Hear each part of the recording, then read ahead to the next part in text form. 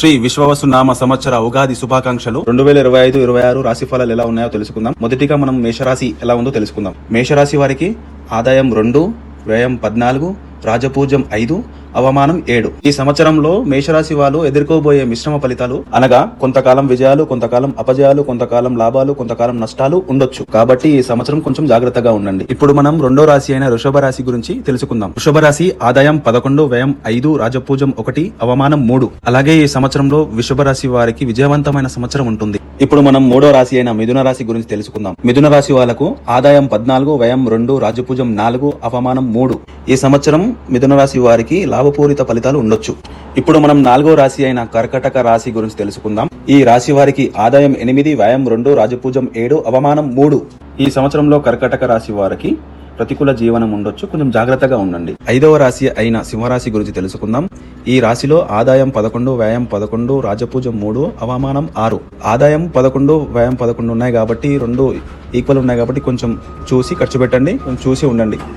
ఈ సంవత్సరంలో సింహరాశి వారు కొన్ని అపవాదాలను, మానసిక చిక్కులను ఎదుర్కోవాల్సి వస్తుంది. కొంచెం చూసి ఉండండి. ఆరవ రాశి అయిన కన్యా రాశి గురించి తెలుసుకుందాం.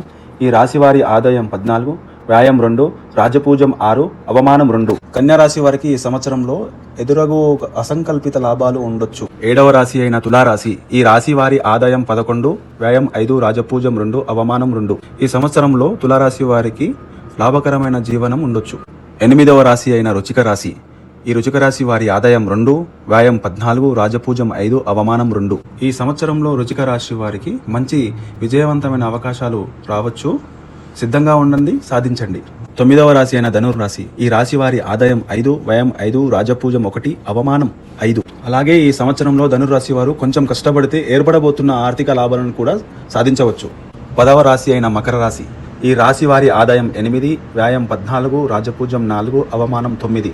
ఈ సంవత్సరంలో మకర రాశి వారు ఎదురగు అపవాదాలు, అపనిందలు వచ్చే అవకాశాలున్నాయి. చాలా జాగ్రత్తగా ఉండండి. 10వ రాశి అయిన కుంభరాశి. ఈ రాశి వారి ఆదాయం 8, వ్యయం 14, రాజపూజ్యం 7, అవమానం 5. కుంభరాశి వారికి ఈ సంవత్సరంలో వ్యక్తిగత జీవన సమస్యలు ఏర్పడవచ్చు. కొంచెం జాగ్రత్తగా ఉండండి, కొంచెం చూసి వ్యవహరించండి. చివరి రాశి అయిన 12వ రాశి మీనారాశి. ఈ రాశి వారి ఆదాయం 5, వ్యయం 5, రాజపూజ్యం 3, అవమానం 1. ఈ సంవత్సరంలో మీనారాశి వారికి మంచి లాభకరమైన జీవనం ఉంటుంది. అలాగే అన్ని రాశుల వారికి దైవానుగ్రహం ఉండాలని కోరుకుంటూ మరొకసారి ఉగాది శుభాకాంక్షలు తెలుపుకుంటూ సెలవు. జై మాతాది.